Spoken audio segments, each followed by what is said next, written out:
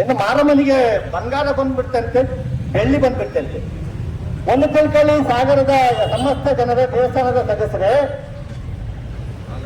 ದೇವಸ್ಥಾನದ ಈಗಿನ ಸದಸ್ಯರು ಯಾವ ಮುಸುಡಿಮು ನೋಡಿ ದೇವ್ರ ಬಂಗಾರ ಬರ್ಲಿಕ್ಕೆ ಗೊತ್ತಿಲ್ಲ. ನಾಳೆ ನಾವು ಬಂದ್ರೆ ನಮ್ಮ ಮುಸುಡಿ ನೋಡಿ ಯಾರು ಕೊಡಲ್ಲ. ಮಾರಮ್ಮ, ಸಾಗರದ ಮಾರಮ್ಮ ಸುಂದರ ವಿಗ್ರಹ, ಅದು ಸುಂದರ ಮಾರಮ್ಮ. ಅದು ಮಾರಮ್ಮನ ಶಕ್ತಿ ಮತ್ತು ಭಕ್ತಿಗೆ ಮೆಚ್ಚಿ ಬಂಗಾರ ಆಭರಣಗಳನ್ನ ನಮ್ಮ ಭಕ್ತರು ಮತ್ತು ಇಲ್ಲಿನ ವರ್ತಕರು ಕೊಟ್ಟಿದ್ದಾರೆ. ನಾಗನಣ್ಣ ನಿಮ್ಮ ಮುಖ ನೋಡಿ ಗೊತ್ತಿಲ್ಲ, ಅದನ್ನು ತಿಳ್ಕೊಳ್ಳಿ. ಆಮೇಲೆ ರುದ್ರಭೂಮಿ ಆಗಿರೋದು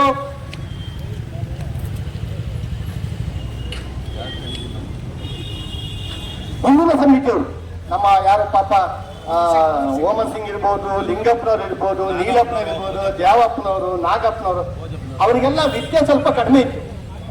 ಆದ್ರೆ ಅವ್ರು ಯಾರು ಮನೆ ಹಾಳು ಮಾಡೋ ಕೆಲಸ ಮಾಡಿಲ್ಲ. ಅವ್ರಿಗೆ ಅವರು ಈ ಊರಲ್ಲಿ ನಮ್ಮ ಮನೆ ಮನೆ ಹೋಗೋದು ಬೇಡಪ್ಪ ಅಂತ ಅವ್ರೇನ್ ಮಾಡಿದ್ರು, ಕಾಲಕ್ಕೆ ಲೆಕ್ಕ ಕೊಟ್ಟರು, ಜಾತ್ರೆ ಕೊಟ್ಟರು, ಬಿಟ್ಟು ಹೋದ್ರು. ನೀವು ಹೋರಾಟ ಮಾಡ್ಕೊಂಡೇ ಬಂದಾರಲ್ಲ, ಲೆಕ್ಕ ಕೊಟ್ಟಿಲ್ಲ ಅಂತೇಳಿ 13 ವರ್ಷದಿಂದ ಮೊಳೆ ಹಾಕೊಂಡು ಕುಂತಿದ್ದೀರಲ್ಲ, ಅಲ್ಲಿ ತುಂಬಾ ಹೋರಾಟಗಾರರು ಇದಾರಲ್ಲ, ನಿಮ್ಗೇನು ಮಾನ ಮರ್ಯಾದಿಲ್ವಾ? ಇನ್ನು ಹೇಳ್ತಾರಂತೆ ಇಲ್ಲಿ ರಸ್ತೆಯಲ್ಲಿ ಮಾತಾಡಿದವರು, ಅಲ್ಲ ನಾವು ಯಾರ ಕೈಲಿ ಕೊಟ್ಟೋಗಿ ಬರ್ತದೆ ಅಧಿಕಾರ, ಅಲ್ಲ ನಾಗೇನ ಗಿರಿಪಟ್ರೆ ನಾವೇ ನಿಮ್ದು ಚಂದ ಮುನ್ಸಿ ಬಿಲ್ಡಿಂಗ್ ನಮ್ಗೆ ವಹಿಸ್ಕೊಡಿ ಅಂತ ಕೇಳಿಲ್ಲ, ನಾಗೇನ ಆಸ್ತಿ ಯಾವುದು ಕೇಳಿಲ್ಲ, ಅಥವಾ ನಿಮ್ ಸಮಿತಿಯವರು ಯಾರ ಅಪ್ಪನ ಮನೆ ಆಸ್ತಿ ನಾವು ಕೇಳ್ತಾ ಇಲ್ಲ. ಇದು ಊರಿನ ಆಸ್ತಿ, ಮಾರಿಕಮ್ಮ ದೇವಿಯ ಆಸ್ತಿ. ಅದಕ್ಕೆ ಹೇಳಿದ್ರೆ ನೀವು ಹಿಂಗ್ ಮಾತಾಡಿದ್ರೆ ಹೆಂಗೆ ನಾಗೇನ? ನಿಮ್ಮ ಆಸ್ತಿ ಬಂದು ಕೇಳಿದಾಗ ಹೇಳ್ರಪ್ಪ, ಇದು ನಮ್ಮ ಅಪ್ಪ ಮಾಡಿದ್ದು, ನಾವು ಕೊಡಕ್ ಬರಲ್ಲ ಅಂದ್ರೆ ನಾವು ಕೇಳಕ್ ಬರಲ್ಲ. ಇದು ನೀವು ಯಾರ ಕೈಲಿ ಕೊಟ್ಟಾಗ ಇಷ್ಟೊಂದು ದುಡ್ಡು ಮಾಡ್ಬಿಟ್ಟಿದೀವಿ ನಾವು, ಯಾಕೆ ನೀವು ಮಾಡಿದ್ದ? ನಿಮ್ಗೆ ಹಿಂಗ್ ಮಾಡಿದವ್ರು ಇದಾರಲ್ಲ, ನೀವು ಏನ್ ಮಾಡಿದ್ರಿ ಗೊತ್ತಾ?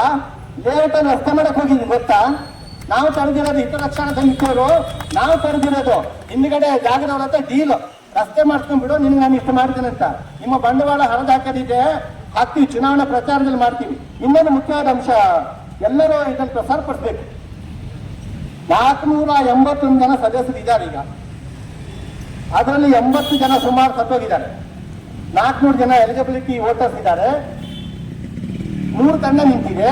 ಏನ್ ಲೆಕ್ಕಾಚಾರ? ಅಲ್ಲಿ ರಿಯಲ್ ಎಸ್ಟೇಟ್ ಮಾಡೋರಿದ್ದಾರೆ, ಬಡ್ಡಿ ಅವರ ಮಾಡೋರಿದ್ದಾರೆ, ಅವ್ರ ಲೆಕ್ಕಾಚಾರ ಒಂದು 100 ಓಟ್ ಖರೀದಿ ಮಾಡಿಬಿಟ್ರೆ ನಮ್ಮ ಟೀಮ್ ಗೆದ್ಬಿಡುತ್ತೆ, ನಾವು ಲೈಫ್ ಲಾಂಗ್ ಇಲ್ಲೇ ಸೆಟ್ಲ್ ಆಗಬಹುದು.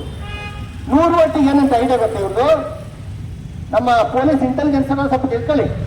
100 ಓಟಿಗೆ ಇದು ಲೆಕ್ಕಾಚಾರ, 1 ಓಟಿಗೆ ದುಡ್ಡು ಕೊಟ್ಬಿಡದಂತೆ, 1000, 2000, 3000, 5000 ಗೆದ್ಬಿಡದಂತೆ ಇವ್ರು. ಆಮೇಲೆ ಮತ್ತೆ ಇದೇ ನಾಗೇಂದ್ರ ಅಧ್ಯಕ್ಷ, ಇದೇ ಗಿರಿಬೆಟ್ಟ ಸೆಕ್ರೆಟರಿ ಪ್ಲಾನ್ ಮಾಡಿದ್ದಾರೆ. ಆ ರೀತಿ ದುಡ್ಡು ಕೊಟ್ರೆ ಎಲ್ಲಿಂದ ದುಡ್ಡು ತಂದು ಕೊಡ್ತಾರೆ? ಮಾರಮ್ಮನ ಹುಂಡಿ ದುಡ್ಡು. ಮಾರಮ್ಮನ ದುಡ್ಡು ತಗೊಂಡು ನೀವು ತಗೊಳ್ತೀರಾ? ನೀವು ತಗೊಂಡು ಓಟ್ ಹಾಕ್ಲಿಕ್ಕೆ ಆಗತ್ತಾ? ರಕ್ತ ಕಾರಲ್ರಿ, ರಕ್ತ ಕಾರ್ತೀವಿ, ದುಡ್ಡು ನಾವು ತಗೊಂಡ್ರು ಕಾರ್ತೀವಿ, ರಕ್ತ ಕಾಯ್ತೀವಿ, ದುಡ್ಡು ಇಸ್ಕೊಂಡ್ರು ರಕ್ತ ಕಾಯ್ತಾರೆ.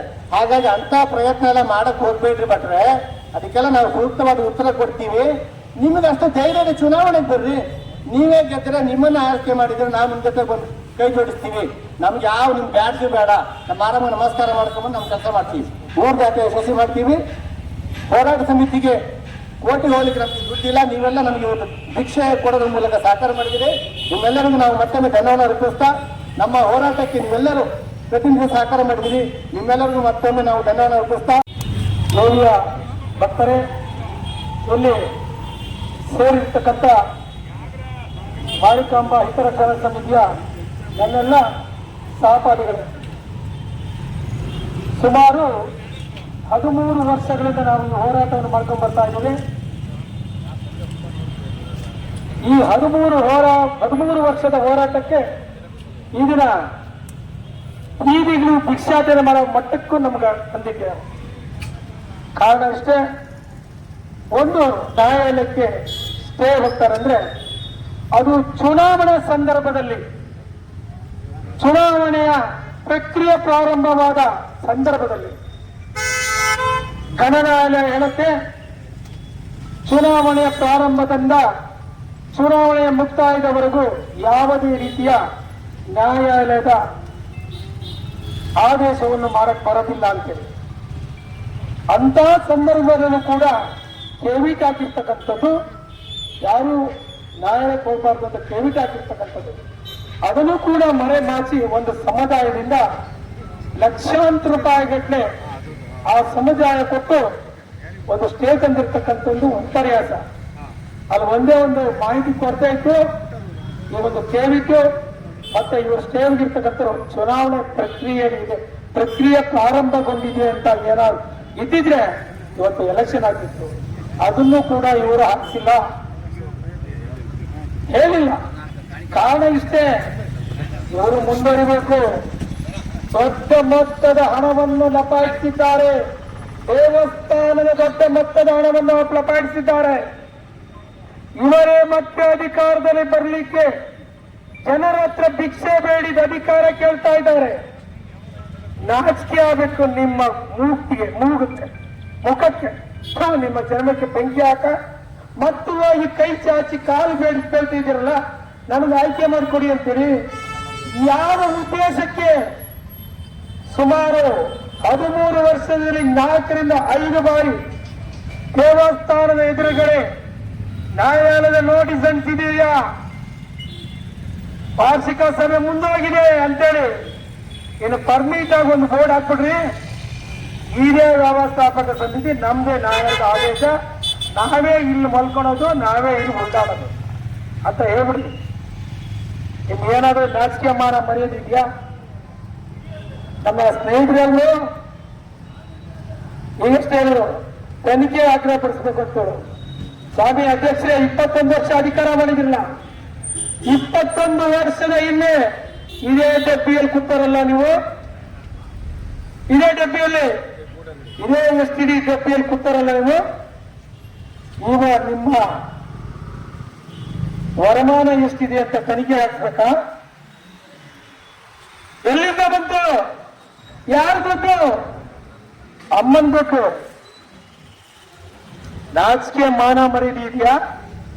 ಮಿಸ್ಟರ್ ಗಿರಿಧರ್ ರಾವ್ 21 ವರ್ಷದ ಹಿಂದೆ, 13 ವರ್ಷದ ಹಿಂದೆ ತಾವು ತಮ್ಮ ಕೆಲಸ ಏನಿಲ್ಲ, ಇದೇ ದೇವಸ್ಥಾನದ ಸ್ಟಾಲ್ಗಳು, ಇದೇ ದೇವಸ್ಥಾನದ ಅಮ್ಯೂಸ್ಮೆಂಟ್ಗಳ ಹರಾಜಿನಲ್ಲಿ ತಾವು ತಮ್ಮ ಪಾತ್ರ ring master, mister ring master Giridhar Rao.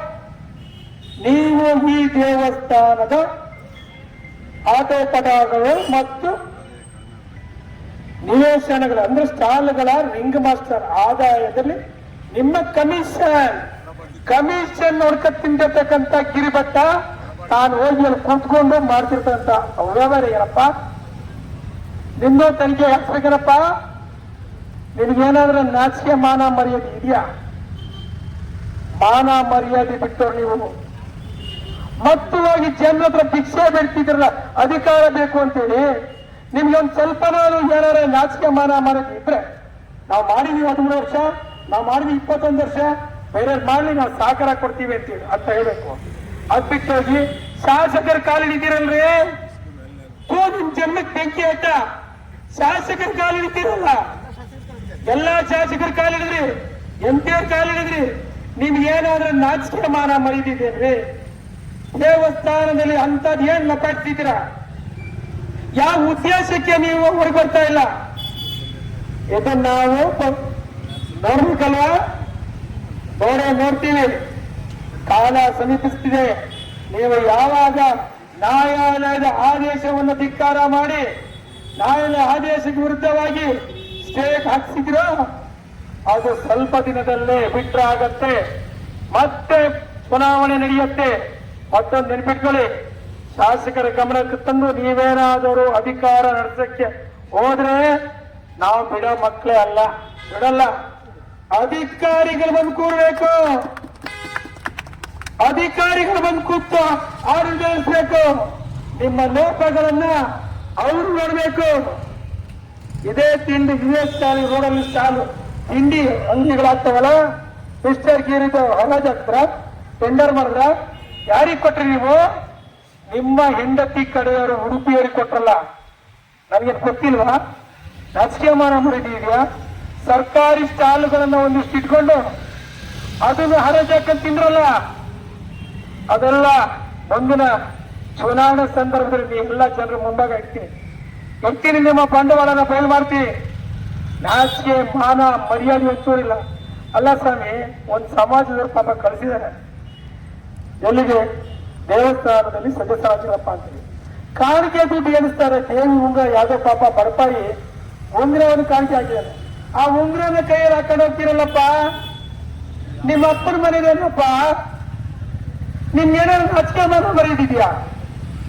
ನಿಮ್ಮ ಚಮ್ಮಚ್ ಬೆಂಕಿ ಹಾಕ್ಲಿ, ಕುಂಕುಮ ತರಕ್ಕೆ ತಮಿಳ್ನಾಡಿಗೆ ಹೋಗ್ತಿರಲ್ರಿ, ಕುಂಕುಮ ತರಕ್ಕೆ ಸಾಗರದಲ್ಲಿ ಎಲ್ಲಿಲ್ವಾ?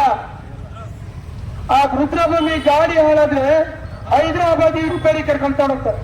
ಹೈದರಾಬಾದಿಗೆ ಮೊನ್ನೆ ನವರಾತ್ರಿ ಉತ್ಸವದ್ದು ಕಾರ್ಯಕ್ರಮಕ್ಕೆ ಒಂದಿಷ್ಟು ಐಟಮ್ ತರಲಿಕ್ಕೆ ಒಂದು ಪ್ರೂಫ್ ಮಾಡ್ಕೊಂಡು ಹೋದ್ರು. ಮಹಾರಾಷ್ಟ್ರಕ್ಕೆ ಹೋಗಿ ಬೆಂಗಳೂರಿಂದ ಬಂದು ಆಮೇಲೆ ಚಿತ್ರದುರ್ಗದಲ್ಲಿ 3 ಫೋಟೋನ ಹಾಕ್ಬಿಟ್ರು ನಂಗೆ. ಅದಿದೆ ಸದ್ಯದಲ್ಲಿ ಅದನ್ನು ಬೈರಂಗ್ ಹಾಕ್ತೀನಿ ನಿಮ್ಗೆ.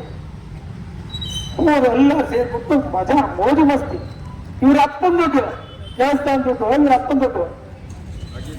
ನಾಚಿಕೆ ಮಾನ ಮರದಿಲ್ಲ ನಿಮ್ಗೆ. ಬಾಗಿನ ಅಲ್ಲಿಂದ ತಗೊಂಡ್ರಲ್ಲ ಬಾಗಿನ, 10 ರಿಂದ 15 ಸಾವಿರ ರೂಪಾಯಿ ಗಂಟೆ ಬಾಗಿನ ಕೊಟ್ಕೊಂಡ್ರಲ್ಲ.